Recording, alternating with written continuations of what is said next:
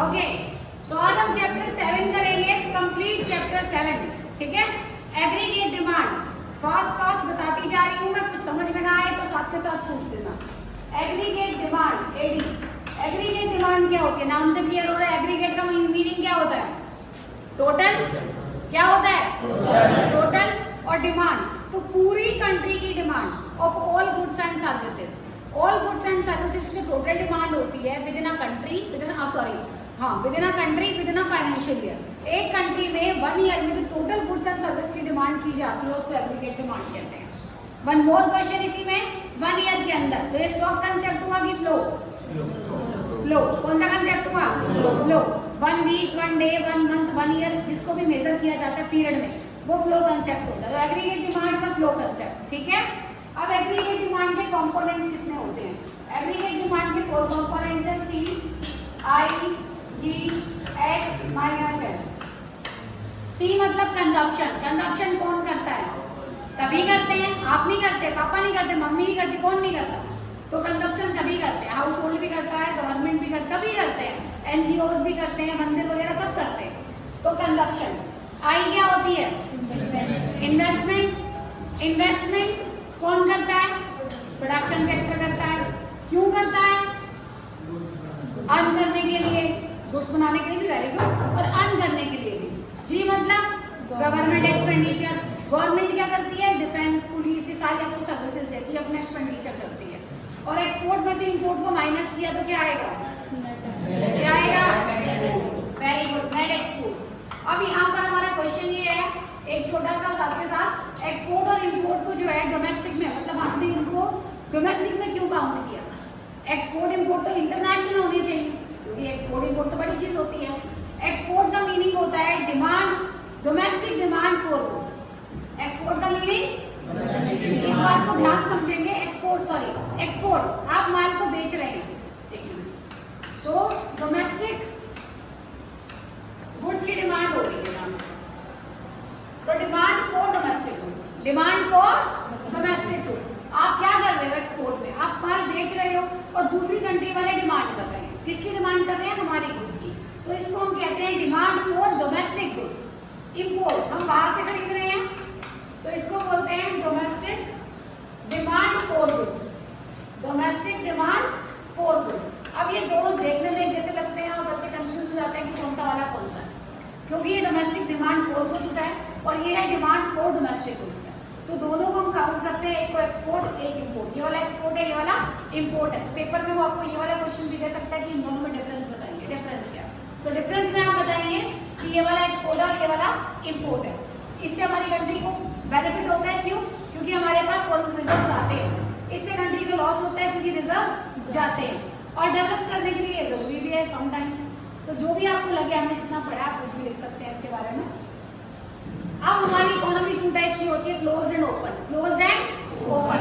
अगर हमारी economy closed है तो आप सिर्फ 2 ही एलिमेंट लेके चलेंगे, सी प्लस आई। और अगर ओपन इकोनॉमी है तो एक्स और एम को भी लेंगे साथ में, एक्सपोर्ट इंपोर्ट। लेकिन अगर वाला क्वेश्चन ही नहीं है, ये थ्योरी प्रोफेसर कीन्स की है। किसकी है? इन्होंने बोला है specially, I believe in short run, first thing assumption है उनकी कि I believe in short run, in all long run all the people will be dead. तो वो शॉर्ट रन में बिलीव करते हैं और उनकी थ्योरी जो है वो क्लोज्ड इकोनॉमी के ऊपर बेस्ड है। तो इसमें ओपन इकोनॉमी नहीं है, एक्सपोर्ट इंपोर्ट नहीं है, सिर्फ मैंने आपको कंपोनेंट्स बताए हैं। अगर पेपर में कंपोनेंट्स आता है तो आपको सारे लिखने हैं। और इकोनॉमी जो है वो क्लोज्ड है, ओपन इकोनॉमी नहीं है बिल्कुल भी। समझ में आ गया यहाँ तक?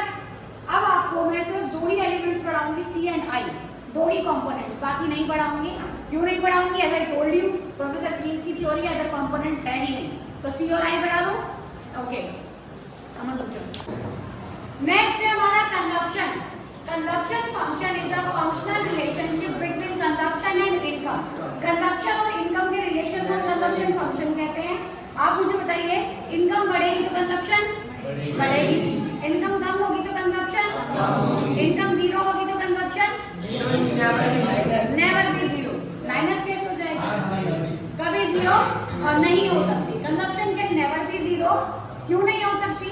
क्योंकि minimum level of consumption always exist करता ही करता है। अगर आप कुछ भी नहीं कमाएंगे तो खाएंगे तो फिर भी। तो income start from 0, consumption never start clear? अब यहाँ पे बहुत सारे क्वेश्चन ध्यान देंगे। Income increases, consumption increases. हम सभी जानते हैं कि जैसे जैसे हमारी इनकम बढ़ती है वैसे वैसे हम लोग अच्छा खाना पीना शुरू कर देते हैं, ठीक है। लेकिन जितनी इनकम बढ़ रही है मैं सेम रेशो में कंजप्शन को नहीं बढ़ा रही। देखो यहाँ मेरी इनकम 20 से 40 डबल हुई है, मैंने कंजप्शन को तो डबल नहीं किया। क्यों नहीं किया? क्योंकि हम सेविंग भी तो करेंगे, सारा खाएंगे थोड़ी। ये प्रैक्टिकल लाइफ में भी हमारे साथ ऐसा ही होता है कि जैसे जैसे इनकम बढ़ती है हम सेविंग के बारे में सोचने लग जाते हैं। बट अभी सेविंग का कंसेप्ट नहीं है, फिलहाल कंजप्शन। तो इनकम बढ़ रही है, कंजप्शन बढ़ रही है। अब यहाँ पे क्या क्या क्वेश्चन बनेंगे, एक नंबर दिए जब इनकम और consumption, when income is zero, तो जो भी कंजप्शन होती है इसको 3 नामों से बुलाया जाता है। Very good. C bar, autonomous और मिनिमम लेवल ऑफ कंजप्शन, 3 नामों से इसको बोला जाता है। मिनिमम लेवल ऑफ कंजप्शन जब y और c दोनों इक्वल होते हैं इसको ब्रेक इवन पॉइंट कहा जाता है। ब्रेक इवन, ठीक है। और आगे वाली जितनी भी कंजप्शन है इन सबको कहते हैं इंड्यूस कंजप्शन। कौन सी? इंड्यूस। अब आपके पास एक क्वेश्चन और आता है, difference between autonomous consumption and induce consumption. Autonomous consumption का इनकम के साथ कोई रिलेशन नहीं, इंड्यूस का इनकम के साथ रिलेशन है, क्योंकि इंड्यूस में जैसे जैसे इनकम बढ़ेगी वैसे वैसे कंजप्शन बढ़ेगी। बट ऑटोनोमस जो होती है वो फिक्स है, उसमें तो कोई चेंज नहीं। तो ये आप डिफरेंस में कर सकते हैं। उसके बाद मैंने आपको बोला कि एडी के 2 कंपोनेंट होते हैं, C plus I. AD is equal to C plus I और बताती हूँ, फिर सी और आई को प्लस करके एडी। एक साथ डायग्राम बनाऊंगी इनका।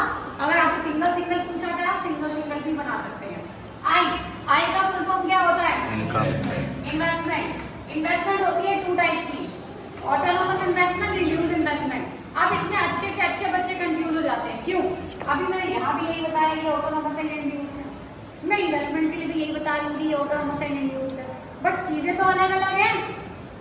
इन्वेस्टमेंट 2 टाइप की होती है, एक होती है ऑटोनोमस, एक होती है इंड्यूस। ऑटोनोमस इन्वेस्टमेंट वो इन्वेस्टमेंट होती है जो गवर्नमेंट करती है, इंड्यूस इन्वेस्टमेंट वो इन्वेस्टमेंट जो प्राइवेट सेक्टर करता है। ऑटोनोमस जो होती है वो फिक्स रहती है, इंड्यूस जो होती है वो चेंज होती रहती है, ठीक है। ऑटोनोमस का मेन मोटिव होता है सोशल वेलफेयर, इंड्यूस का मेन मोटिव होता है प्रॉफिट मैक्सिमाइजेशन। वो अंडरस्टूड है, जो गवर्नमेंट करेगा वो सोशल वेलफेयर, जो प्राइवेट करेगा वो प्रॉफिट मैक्सिमाइजेशन। और इस चैप्टर में जो है प्रोफेसर कीन्स की थ्योरी में 2 असम्पशन बताई मैंने, पहली शॉर्ट रन, दूसरी क्लोज्ड इकोनॉमी। तीसरी असम्पशन है कि जो इन्वेस्टमेंट है वो ऑटोनोमस है। ऑटोनोमस का मीनिंग कांस्टेंट, चेंज नहीं होगी। ये उनके असम्पशन के बेसिस पे काम कर रही हूँ मैं। तो ये मैंने आई को कांस्टेंट रख दिया मैंने कांस्टेंट, और इस चैप्टर में आई कांस्टेंट ही रहेगा। क्यों रहेगा? क्योंकि ऑटोनोमस इन्वेस्टमेंट है। अब हमने निकालना है एडी, और एडी का फॉर्मूला होता है सी प्लस आई। अब ये हमने आपको फॉर्मूले भी याद हो जाएंगे इस बारे। एडी का फॉर्मूला सी प्लस आई, तो सी प्लस आई करते जाइए। 40, 50, 60 हो गया। अब मैं सी, आई और एडी तीनों का डायग्राम बना रही हूँ एक साथ। आपको सिंगल बोलता है तो आप सिंगल बनाइएगा, अदरवाइज तो तीनों एक साथ बना लेंगे। ध्यान से देखेंगे। तो एक्स वाई आपका चैप्टर 7, चैप्टर 8, चैप्टर 9 तीनों चैप्टर में नीचे की तरफ नेशनल इनकम रहेगी। कोई भी डायग्राम बनेगा तीनों चैप्टर में नीचे नेशनल इनकम रहेगी। साइड में जो ओवाई एक्सिस है वहां पर वो रहेगा जो आप बना रहे हैं। अब जैसे हम यहाँ पे क्या बना रहे हैं, सी बना रहे हैं, आई बना रहे हैं, एडी बना रहे हैं, तो आप यहाँ पे सी और आई लिख दीजिए। नीचे क्या रहेगा?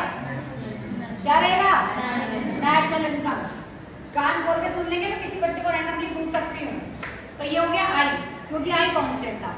आई और सी दोनों सेम पॉइंट से स्टार्ट है, बट सी कॉन्टिन्यूसली इंक्रीज हो रहा है और पॉजिटिव स्लोप है। तो ये रहा आपका सी। ये भी आपका क्वेश्चन है 1 मार्क कि सी कैसा स्लोप है?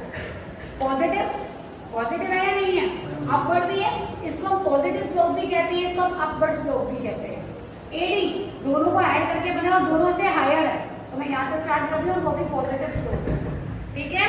तो ये हो गया हमारा एडी। एडी का फॉर्मूला सी प्लस आई। तीनों डायग्राम बना दिए मैंने एक साथ, तीनों डायग्राम बन गए एक साथ, सी, आई और एडी। समझ में आ गया?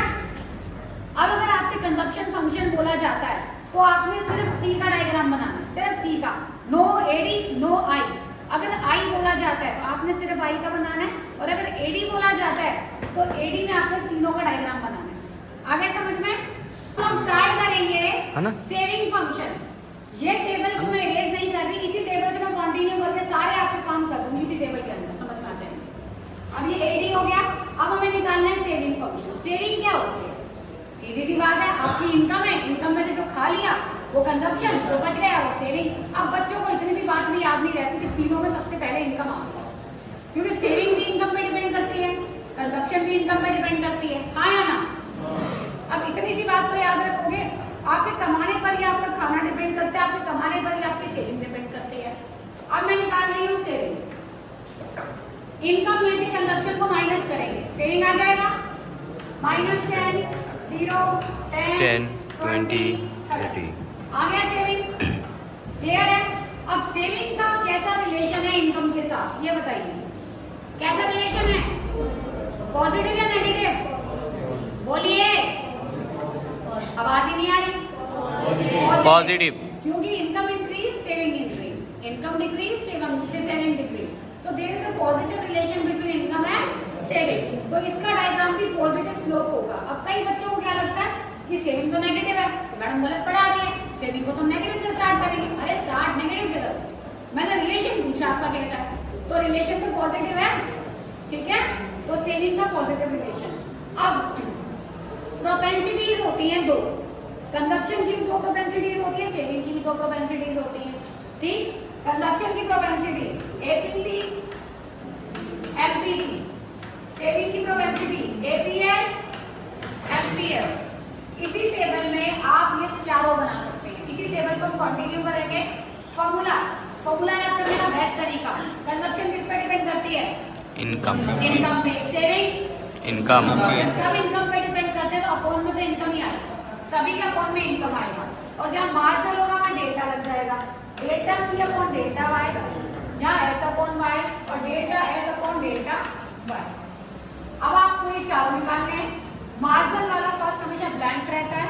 एमपीसी का formula delta C upon delta Y, C में कितना चेंज है और वाई में कितना चेंज है। सी में चेंज है 10 10 10 10, वाई में चेंज है 20 20 20 20। इक्वल चेंज चल रहा है। इक्वल चेंज का मतलब है कि आपका जो एमपीसी है जो भी आएगा वो फिक्स आएगा, ठीक है? सी में कितना चेंज आ रहा है सब में? 10 10 10। वाई में कितना चेंज है? 20 20 20। इसका मतलब अगर मैं एक भी एमपीसी निकालूंगी तो बाकी सारे एमपीसी सेम रहेंगे, उनमें कोई चेंज नहीं आएगा, ठीक है? तो 10 अपॉन 20 सभी में ये कॉमन रहेगा, 10 अपॉन 20। तो मैं एक ही सॉल्व कर रही हूँ और वो एक आ रहा है मेरा 0.5, तो बाकी सारे 0.5 आएंगे। आपको पेपर में भी ऐसे ही करना है। एग्जाम में अगर आपको लगता है कि डिफरेंस सेम है तो हमें सारे सॉल्व करने की जरूरत नहीं है, हम एक या दो सॉल्व करेंगे, ठीक? और अगर आपको लगता है डिफरेंस अलग अलग है तो आप पूरे सॉल्व करेंगे। ये टाइम बचाने की टेक्निक है, टाइम को सेव करने की। आगे बढ़ जाए। एमपीसी क्लियर है? Yes ma'am. अब एमपीएस, एमपीसी हो गया। अब हम करेंगे एमपीएस। ये बहुत इजी है, इनको निकालना और आपका टाइम सेविंग है, आपको इतनी मेहनत नहीं करनी पड़ेगी, बस डिफरेंस देख लो। अब एमपीएस पे आते हैं, उसमें हमें चाहिए सेविंग का और कंजप्शन का। सेविंग देखिए, सेविंग में कितना कितना का डिफरेंस आ रहा है? 10 10 10। फर्स्ट वाला ब्लैंक होता है। अब कई बच्चों को लगेगा कि तो माइनस में है तो सेविंग एमपीएस नेगेटिव होता है। नहीं, अगर आपने बचपन में अलजेब्रा की होगी तो आपको पता होगा कि 0 माइनस -10 प्लस का है ना। तो आपको इस बात से एक नंबर का क्वेश्चन ये भी मिल गया, MPS can never be negative. MPS बेशक सेविंग नेगेटिव होगी but MPS can never be negative. तो 1 मार्क क्वेश्चन हो गया, एमपीएस कभी नेगेटिव नहीं होता। दूसरा, एमपीसी भी आपने निकाला, नेगेटिव हुआ क्या? नहीं हुआ। तो MPC can never be negative, MPS can never be negative. ये 1 मार्क के आपके सिंगल क्वेश्चन है। अब मैं एमपीएस निकालूंगी। एमपीएस निकालने के दो तरीके। पहला फॉर्मूला हमारे पास delta S upon delta Y, लेकिन अगर आपको लगता है मेरे को इतना टाइम नहीं है, मेरे को नहीं आता, मैं क्यों करूं, तो सिंपल तरीका है। एक फॉर्मूला है हमारे पास, Aman zoom please. MPC plus MPS is equal to MPC plus MPS is equal to 1। MPC में ऑलरेडी निकाल चुकी हूँ, एमपीएस निकालना है तो 1 माइनस एमपीसी कर दूंगी, एमपीएस आ जाएगा। मैं सॉल्व ही नहीं करती, ये सिंपल है। तो मैं इसका आंसर क्या आएगा? 0.5 0.5 0.5 0.5। चेक, आ गया 1, ठीक है? ये 1 का लॉजिक क्या है? 1 का लॉजिक ये है कि कंजप्शन और इनकम, सॉरी कंजप्शन और सेविंग दोनों को मिला के इनकम आती है, ये तो पता ही है, इसलिए हमने कंजप्शन और सेविंग दोनों को प्लस कर दिया और 1 आ गया मींस इनकम आपकी होगी। MPC MPS clear. अब next same APC plus APS is equal to 1। आप पहले एपीसी निकालेंगे, फिर एपीएस निकालेंगे, फिर क्रॉस चेक करेंगे कि तुमको ऐड करके 1 आ रहा है कि नहीं आ रहा। अगर 1 नहीं आ रहा दैट मींस आपकी कैलकुलेशन कहीं गलत है, दोबारा से कर लो, ठीक है। एपीसी सी अपॉन वाई, सी 10 को 0 से डिवाइड करेंगे क्या आएगा इंफिनिटी, 20 को 20 से करेंगे 1, 30 को 40 से करेंगे 0.75। अब यहाँ पर 60% बच्चे गलत करते हैं। 30 को 40 से जब डिवाइड करते हैं तो क्या करते हैं कि 1 पॉइंट समथिंग, वो 4 को अंदर रखेंगे, 3 को बाहर कर देंगे। नहीं, ध्यान से देखिए 30 अपॉन 40, 3 आपका अंदर रहेगा, 4 बाहर रहेगा। गलतियां नहीं होनी चाहिए छोटी छोटी। 0.67 और 0.63 डिवाइड करके देख लेंगे यही आएगा। यहाँ पर एक और क्वेश्चन था यार, APC income increase consumption increase, APC decrease. ये आपको दिख रही है डिक्रीज, नहीं दिख रही होगी तो आप बोलते correct, income increase consumption increase APC also increase. नहीं, क्यों एपीसी इसलिए डिक्रीज हो रही है, एवरेज कम होता जा रहा है, बिकॉज जो पीपल है अब वो शिफ्ट करेंगे सेविंग की तरफ, सेविंग्स बढ़ेंगे। अब आप एपीएस देखना वो आपका इंक्रीजिंग ऑर्डर में आएगा, ठीक है। एपीएस सेविंग अपॉन इनकम, -10 को 0 से करेंगे तो आप 0 ही कर दो, 0 को 20 से करेंगे ये भी 0 कर दो, 0 को 20 से करेंगे क्या आएगा 0। उसके बाद यहाँ से स्टार्ट करते हैं, 10 को 40 से करेंगे कितना आएगा 0.25। नेक्स्ट डिवाइड कीजिए 0.63 और सॉरी 0.33 है ना, और नेक्स्ट 0.37। क्रॉस चेक कर लेंगे आप लोग डिवाइड करके, सही सेम मतलब सही है या नहीं है। अब एपीएस और एपीसी दोनों को प्लस कीजिए, 1 + 0 1, अभी कुछ बोलते 0, 1 + 0 1, 0.75 + 0.25 1। तो अब आप देख लीजिए हमने इस फॉर्मूले के अकॉर्डिंग बिल्कुल सही किया। Table clear? किसी को इसमें कहीं कोई डाउट हो, इस टेबल में से क्वेश्चन आपका ये भी बन सकता है, when income increases saving is also increases, APS increase और डिक्रीज इंक्रीज, और एपीसी डिक्रीज। या मैं टेबल को देख के समझ तो आ रहा है, टेबल नहीं होगी ना अब समझ में नहीं आएगा, इसलिए ना समझ लीजिए। ओके, अब मैं कर रही हूँ इसमें से अलजेब्रिक एक्सप्रेशंस, इसे क्लियर है, इरेज कुछ नहीं करूंगी, ये सामने रहेगा तभी आपसे हो पाएगा, अदरवाइज नहीं हो पाएगा। अलजेब्रिक एक्सप्रेशंस पे आ रही हूँ मैं। कंजम्पशन फंक्शन का अलजेब्रिक एक्सप्रेशन है C बार प्लस B बार।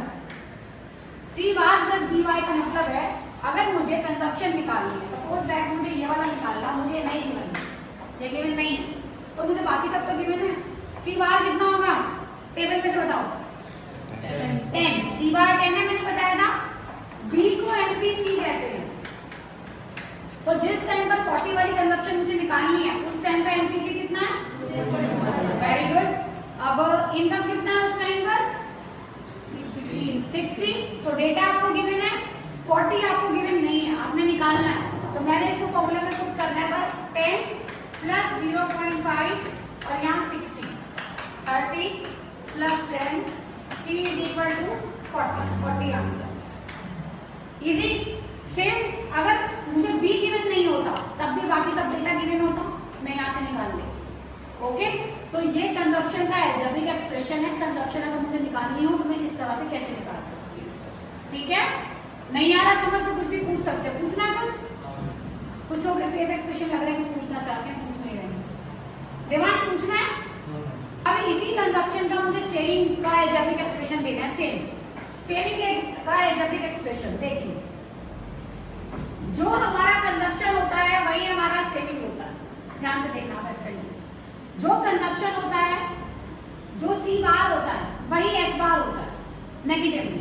मैंने बोला C बार 10 तो S बार क्या होगा -10, तो आप यहाँ लिख सकते हैं -S बार। B को क्या कहते हैं MPC। अगर मैं 1 - B करूँगी तो क्या आएगा MPS। अब आप चाहे तो 1 - B लिख दीजिए या MPS लिख दीजिए, बात सेम, और Y तो Y रहेगा ही रहेगा। तो कंजम्पशन में से मैं सेविंग को डिराइव कर सकती हूँ, बहुत इजी। कैसे कर सकती हूँ देखो, C = 10 + 0.8y, ये मेरा कंजम्पशन फंक्शन था, ठीक है। अब मुझे इसी को सेविंग में कन्वर्ट करना है, सेविंग में या डिराइव करना है। तो ये 10 ये क्या हो जाएगा -10। Very good. 0.8 ये क्या हो जाएगा 0.2 वेरी गुड। तो ये मैंने कंजप्शन फंक्शन को सेविंग फंक्शन में कन्वर्ट कर दिया। अब पेपर वाला आपको न्यूमेरिकल में सेविंग फंक्शन देगा, आपको सेविंग को कंजप्शन में कन्वर्ट करना होगा। बच्चों की गलती का क्या होती है न्यूमेरिकल में, वो सेविंग फंक्शन को कंजप्शन फंक्शन समझ के न्यूमेरिकल कर देते हैं, और जब वो कर देते हैं लास्ट में आंसर गलत आता है, उनको लगता है कि भाई हमारा ठीक है। तो सेविंग को पहले आपने कंजप्शन में कन्वर्ट करना, न्यूमेरिकल करते हैं, तभी आपका सम करेक्ट होगा। ठीक है, कन्वर्जन भी आ गया। अब यहाँ तक देख लो कोई प्रॉब्लम है, आगे बढ़ जाओ। अब इसके बाद हमारा है डेरिवेशन, लास्ट क्वेश्चन बचा है लॉन्ग क्वेश्चन डेरिवेशन।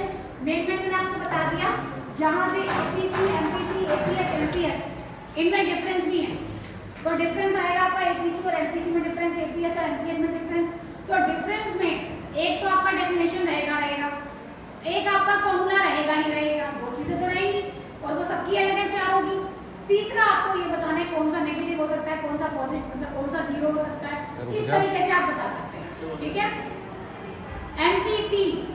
एमपीसी हमारा जीरो हो सकता है।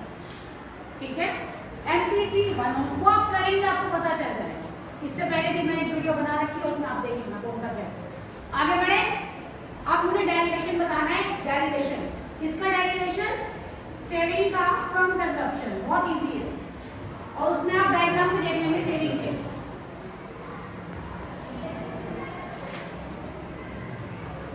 देखिए last question of this chapter, that is derivation of saving curve from consumption curve. तो जिनको ये वाला नहीं आता वो ध्यान से समझेंगे। डेरिवेशन करना है हमने सेविंग कर्व का, कंजप्शन कर्व। आपको पता है y हमारा 0 से स्टार्ट होता है, एग्रीगेट सप्लाई हमने किया नहीं है, aggregate supply is equal to national income. तो एग्रीगेट सप्लाई को ही नेशनल इनकम बोला जाता है। ठीक है, ये हमारा कंजप्शन कर्व है which never starts from 0। y और c जिस पॉइंट पर एक दूसरे को इंटरसेक्ट करते हैं उसे कहते हैं ब्रेक इवन पॉइंट। अब हमें इसकी हेल्प से सेविंग कर्व को डिराइव करना है। कैसे कैसे करना है आप देखते जाइए। मैंने अभी आपको बताया जहाँ पर y और c दोनों इक्वल होते हैं उसको कहते हैं ब्रेक इवन पॉइंट। जब y 100 है, c 100 है, आपने 100 कमाया, 100 ही खाया, तो सेविंग कितनी की? 0। तो अब इसके साथ साथ नीचे आ जाइए, यहाँ पे आपका सेविंग 0 होगा। ठीक है, सेविंग को मैं ऐसे बना रही हूँ, तो यहाँ सेविंग 0 हो गया। That means break even point 2 होते हैं, एक जब income is equal to consumption होती है, एक जब सेविंग इज इक्वल टू 0 होती है। कई बच्चों का माइंड सेट है कि एक ही होती है, वे 2 होती है। उसके बाद यहाँ पर क्या चीज ज्यादा है, इनकम या सेविंग, इनकम या कंजप्शन? कंजप्शन यहाँ पे ग्रेटर देन इनकम है। तो जब कंजप्शन इनकम से ज्यादा है, खर्चा आपकी कमाई से ज्यादा है, तो सेविंग नेगेटिव नहीं होगी। तो ये सेविंग नेगेटिव है। यहाँ पे ये जो एरिया है ये नेगेटिव सेविंग का है, ये एरिया और ये एरिया सेम है। ध्यान देंगे, पेपर में गलती नहीं होनी चाहिए और बनाएंगे तो जितना ये एरिया होगा उतना ये, जबकि मेरा वाला ये कम लग रहा है देखने में, ये ज्यादा है, तो मेरा गलत बना हुआ है। तो ये वाला एरिया और ये वाला एरिया सेम होता है, क्योंकि जितना आप कंजप्शन ज्यादा करोगे उतनी सेविंग नेगेटिव में जाएगी। ठीक है, सेविंग नेगेटिव को डिस सेविंग भी कहते हैं। डिस सेविंग्स, यहाँ पर इनकम ज्यादा है, कंजप्शन कम है, तो ये आपका सेविंग पॉजिटिव है। तो with the help of this straight line curve, ये लाइन बड़ी इंपॉर्टेंट है, with the help of this straight line curve we derive saving from consumption curve. तो हमने स्ट्रेट लाइन की हेल्प से हमने जो है डिराइव कर दिया है कंजप्शन से सेविंग। हो गया डेरिवेशन, ये आपका 6 मार्क का। ये जब 8 इयर्स पहले पेपर में आया था तो you really won't believe it, 4 number का सिर्फ डायग्राम 4 नंबर का, 2 नंबर का एक्सप्लेनेशन था, बच्चों को पता भी नहीं था। तो डायग्राम करेक्ट बनना चाहिए, फिर उसे एक्सप्लेन कर देंगे।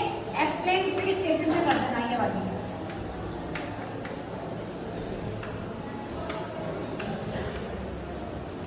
ओके, लास्ट, बिल्कुल ही लास्ट है पक्का। एक्स एंटी और एक्स पोस्ट क्या होती है? एक्स एंटी और एक्स पोस्ट, बेटा एंटी होती है डिजायर, एंटी वर्ड का मीनिंग डिजायर। अब वो एक्स एंटी डिजायर होता है, विलिंग होता है। अब वो चाहे सेविंग हो, इनकम हो, इन्वेस्टमेंट हो, कुछ भी हो, वो एक्स एंटी होता है। एक्स पोस्ट होता है एक्चुअल। हमारी इकोनॉमी एक्स एंटी पर काम करती है क्योंकि हर चीज डिजायर्ड होती है। गवर्नमेंट बजट डिजायर्ड होता है, इतना करेंगे। इनकम डिजायर्ड होती है, इतना कमाएंगे। प्रोडक्शन डिजायर्ड होती है, एक साल में उतनी करेंगे। सेविंग डिजायर्ड होती है कि एक साल में इतनी करेंगे। एक्चुअल तो 1 ईयर के बाद पता लगेगा। तो हमारी इकोनॉमी एक्स एंटी पर काम करती है। एंटी मतलब डिजायर, प्लान। इसको आप प्लान भी बोल सकते हैं, डिजायर भी बोल सकते हैं, विलिंग भी बोल सकते हैं। और ये एक्चुअल। क्लियर? तो चैप्टर 7 का मैंने आपको वन शॉट दे दिया, आप समझ जाना।